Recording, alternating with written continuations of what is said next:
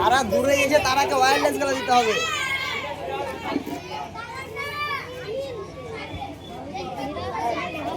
আসসালামু আলাইকুম। ওয়ালাইকুম সালাম।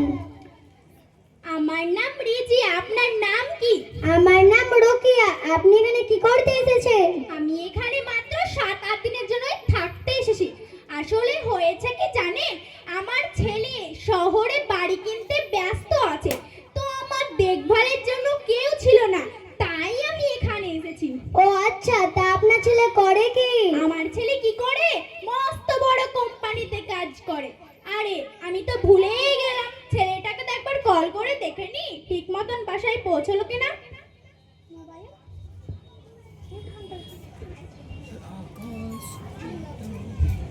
হ্যালো খোকা। হ্যাঁ মা, আমি একটু মিটিংয়ে ব্যস্ত আছি, পরে কথা বলছি, ফোন রাখছি। হ্যাঁ শোন শোন, তোকে শুধু এটুকুই জিজ্ঞাসা করার ছিল, তুই ঠিক মতন বাসায় পৌঁছেছিস তো? মা, বললাম তো আমি একটু ব্যস্ত আছি, পরে ফোন রাখছি, পরে কথা বলবো মা। এই যা, কেটে দিল।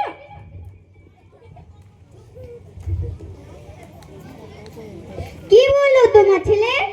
আমার ছেলে বললো পরে কল করবে। আপনি না হলে এখানে থেকেই যান, আপনার ছেলে তো অনেক ব্যস্ত হয়ে পড়েছে।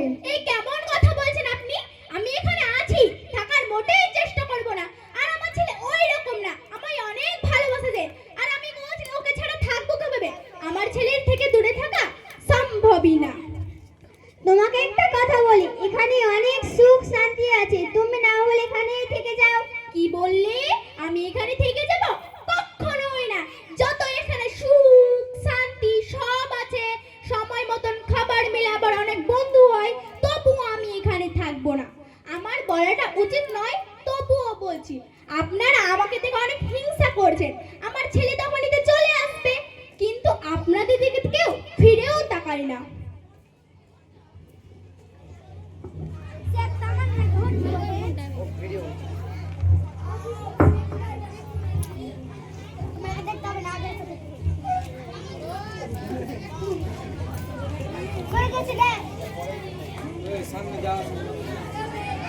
এই কি করবো পুরো দেখো।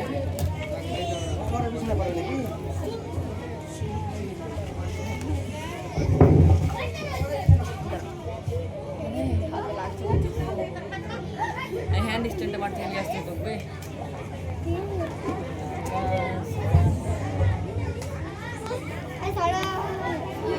দেখায় না, কি করবো, দেখায় না।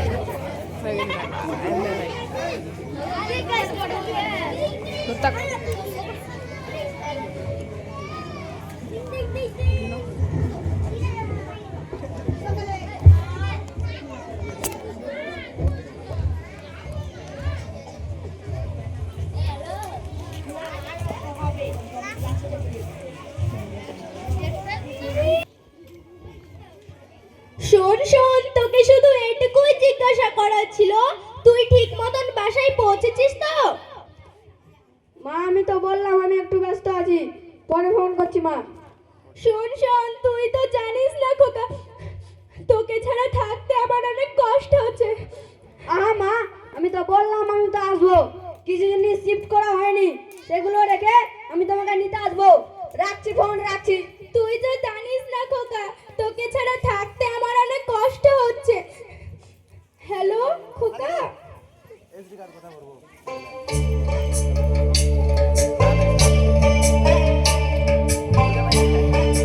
কি হলো, কি বললো তোমার ছেলে?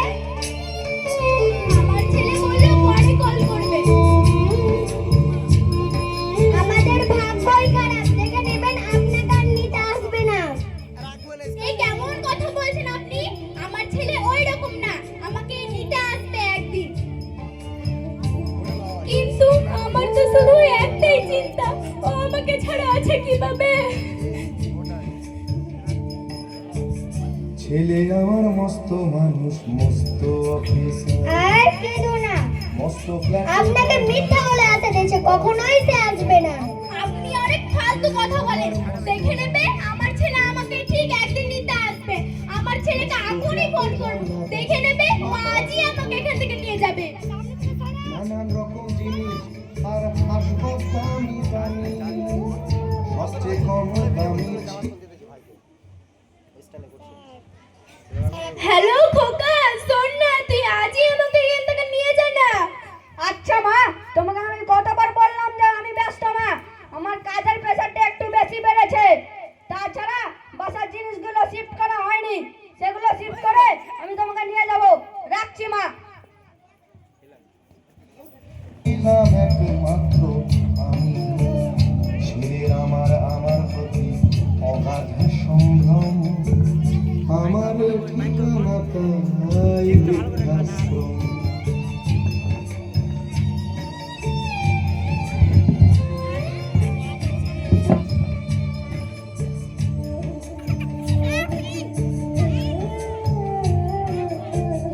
আমার ব্যবহারের সেই আলমারি আর আয়না ওসব নাকি বেশ পুরনো ফ্ল্যাটে রাখা যায় না।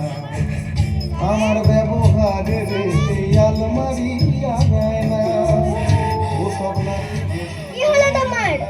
45টা দিন হয়ে গেল, আবার ছবি ঘড়ি ঘড়ি ছেলেটা আজও আমাকে নিতে এলো না। আপনি একটা কাজ করতে পারবেন? আমার ছেলেকে ফোন করুন না একটা। হ্যাঁ হ্যাঁ করছি।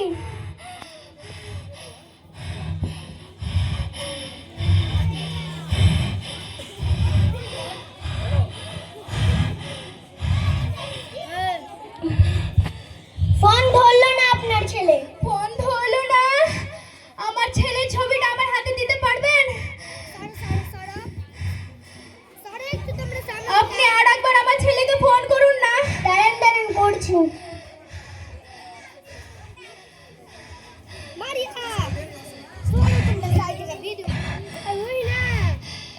এবারও আপনার ছেলে ফোন ধরলো না।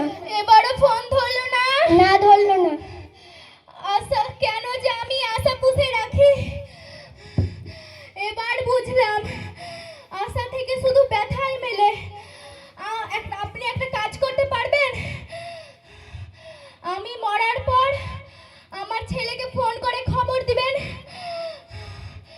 ওকে বলে দিবেন ওর জিনিসগুলো আর এই লাশটাকে যেন নিয়ে যায়। আর এই লাশটাকে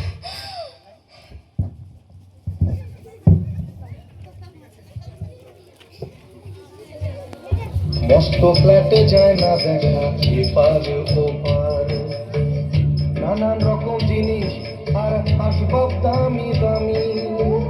সবচেয়ে কম দামি ছিলাম একমাত্র আমি। ছেলের আমার প্রতি অগাধ সম্ভ্রম, আমার ঠিকানা তাই বৃদ্ধাশ্রম।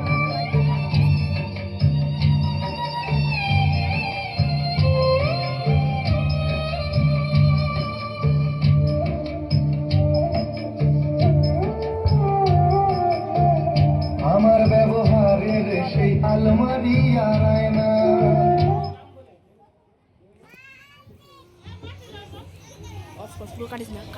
আমার নাম তাহেরা খাতুন। আমার নাম সুরমিন সুলতানা। আমার নাম আতিফ ইসলাম।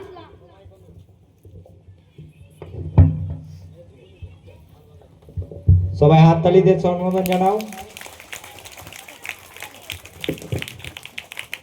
মা, কত সুন্দর একটা শব্দ, যে শব্দটা বললে মনের মধ্যে একটা আলাদা ফিলিংস চলে আসে।